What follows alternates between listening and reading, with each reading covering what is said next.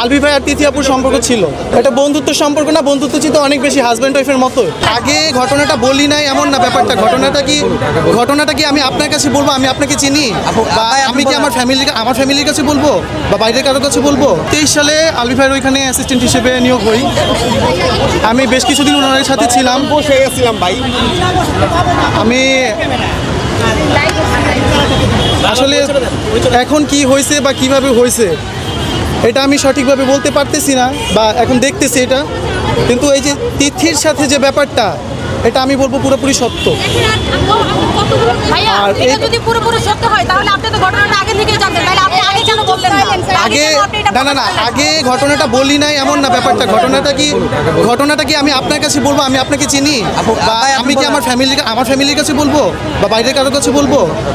ঘটনাটা যেহেতু ওনাদের রুমের ভিতরে ছিল, ওনাদের বাসার ভিতরে ছিল, ওনাদের ভিতরে ছিল, আমি তো ওনাদের সাথে কথা বলবো না। আর আমিও পার্সোনালি কোনোদিন কথা বলতে চাই নাই বা বলিও না এরকমভাবে।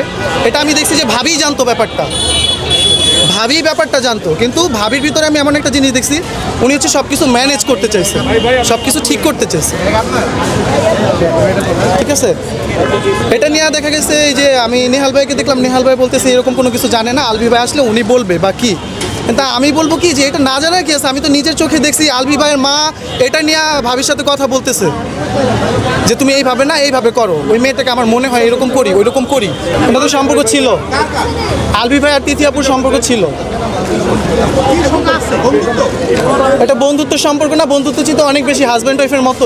বন্ধুত্ব সম্পর্ক হলে কি ইকরা আজকে যেহেতু আমাদের আর এই যে ব্যাপারটা, এটা আমি আবারও বলবো, এই ব্যাপারটা ইকরা ভাবি জানতো, ইভেন ওনার বাসার আন্টি প্লাস নেহাল ভাইয়া ওনারাও জানতো। শুধু এইটাই না, আমার যতটুকু মনে আছে আপু মানে ইকরা ভাবির যত কাজিন আছে, ইকরা ভাবির কাজিনরা হচ্ছে 23-এর রোজাতে আমি সহ, নেহাল ভাই সহ, ইকরা ভাবি সহ, রিজিক সহ আমরা হচ্ছে ওনার বাবার বাড়িতে যাই বেড়াইতে। তখন উনি ডিপ্রেশনে ছিল, এটা নিয়ে তখনও উনি ডিপ্রেশনে ছিল। এতদিন প্রকাশ করি নাই কেন, আসলে এতদিন তো এরকম ছিল না ব্যাপারটা, বা যেহেতু এটা ঘরোয়া ব্যাপার, এটা ঠিক হয়ে যাবে এমন একটা ব্যাপার ছিল।